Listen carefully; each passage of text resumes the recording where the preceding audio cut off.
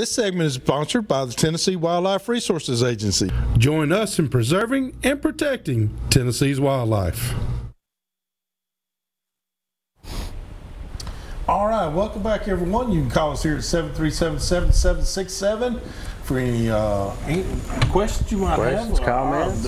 Comments, whatever your case may be, but give us a holler till those calls start coming in.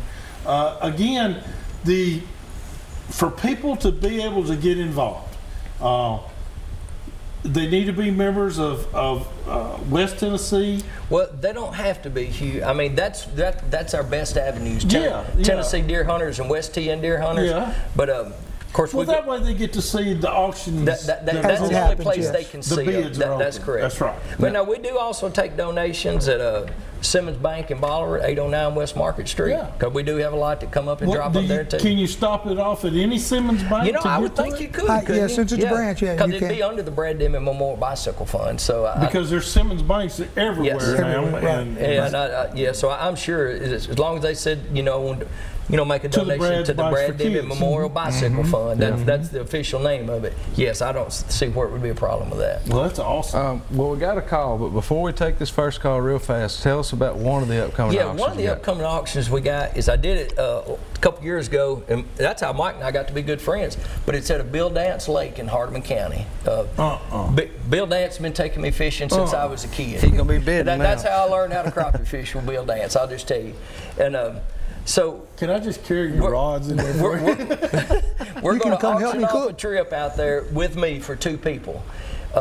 If Brandon's available, he's going to come down and try to film it. Yeah. If not, I live there too. Lunch is going to be provided. Brad's mother, makes the best potato salad in the world. My wife's going to make beans and slaw. Mike and John Lawrence, I mean, they're going to try to come grill. And so we'll fish, and then we'll break for lunch. And we're going to post that auction tonight. As soon as we leave here, awesome. We're going to post that. And that is on a Bill Dance Lake. That's the first one. And it also on the Bill Dance Lake. Let's grab a couple of calls. Yep.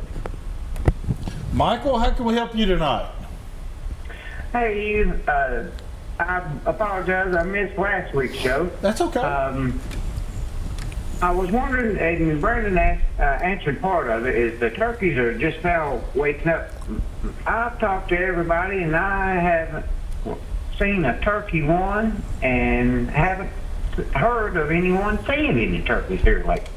It has been a slow start, it seems. It's a slow start.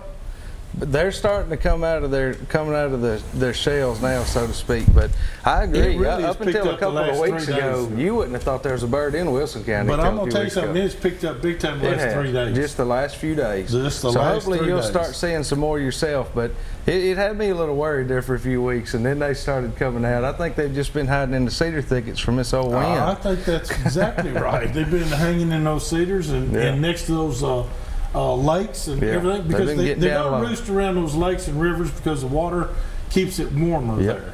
And so they can, when they roost above that water, they're a little warmer. Safer too. You're not seeing them out there in the fields like you are until about 3 days ago. Yeah, that's right. So just hang on, buddy. They're coming out.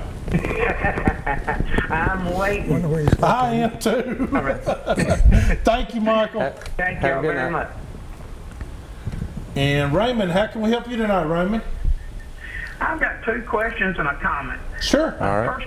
First question is, how and where would you fish for sauger this time of year? Okay. And your next question?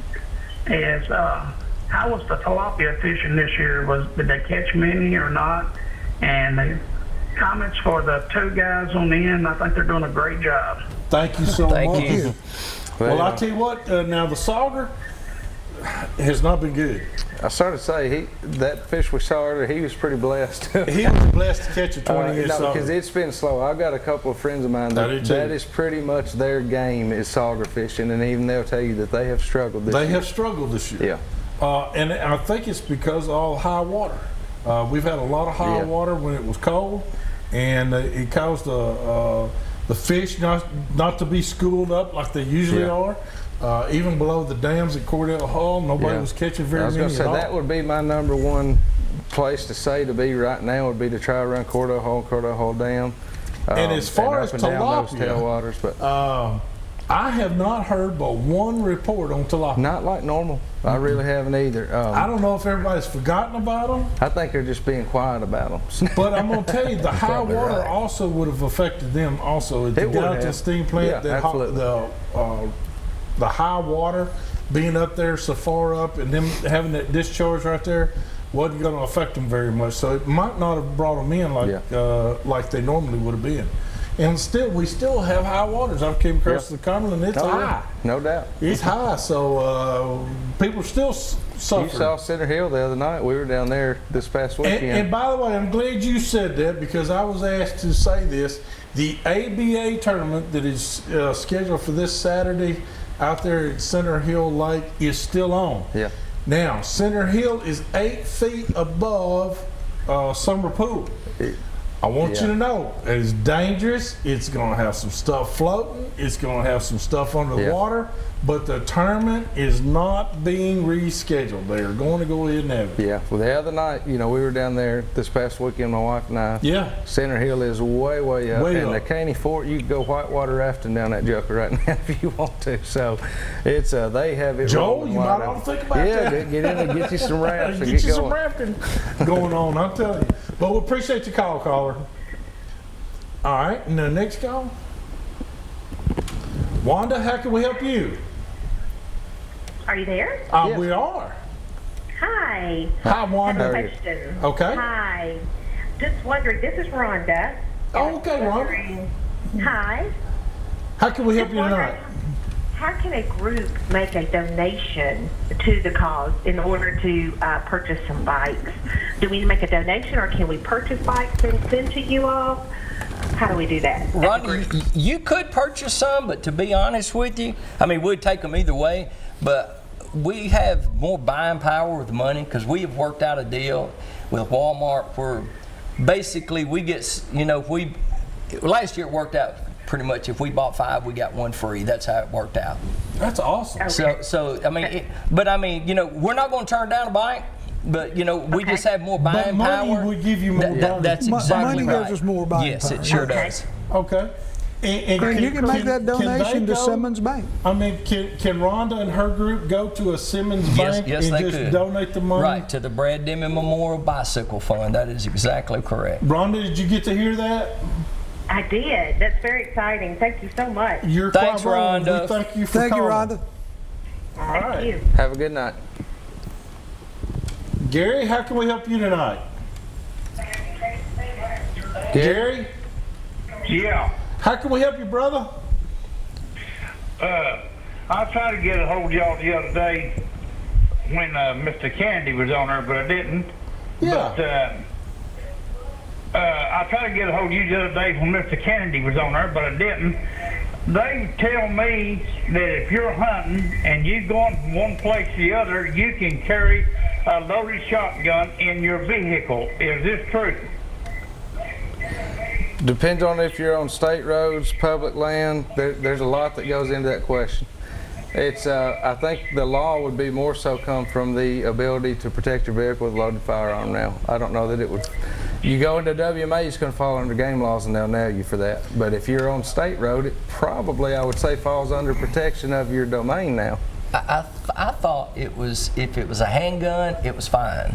But if it's a long gun, I think it's got to be a long unloaded. gun is not fine. Yeah. That's my understanding. My There's a lot of understanding technical is stuff there, man. a shotgun or rifle has to be completely unloaded, and the bullets set aside, whether it be bullets or cartridges or Shotgun shells. shell. And that's even if you have a handgun permit. That's right. If you have a handgun permit. With a long gun, right? That's right. But that's a long gun. Yeah, and the best thing to do in that scenario is carry a case. Have it in the case and have your shells in a box. Then you don't got to worry about it. Then you don't at have all. to worry about anything. Yeah.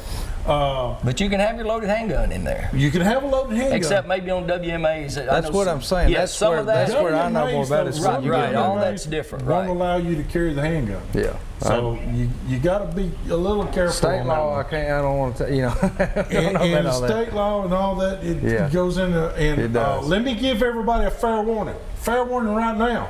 If you're caught on the Natchez Trace Parkway, it better not be loaded. Yeah. And you better not have a handgun, because that federal supersedes state. Exactly. That's right. So just to throw that out there, because I'm talking from experience, ladies and gentlemen. if you got a loaded firearm, you're in big trouble on the trace.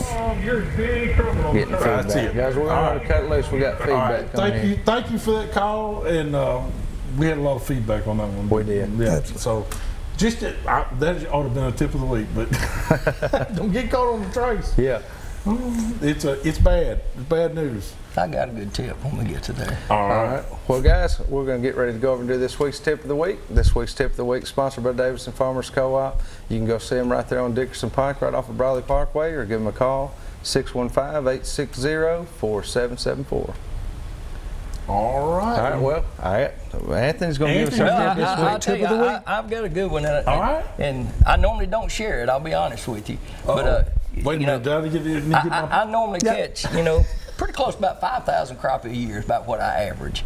And one thing that I've noticed over the last probably 7 or 8 years, and everybody's done it. It'll be a cloudy day or something. They'll get out there, and I mean, they're tearing them up. All of a sudden, the clouds blow away. It's a bluebird day, and it's like they just shut off. Yeah. Well, what I've figured out, if you do, back off a little deeper, and whatever lure you was using that day, downsize it.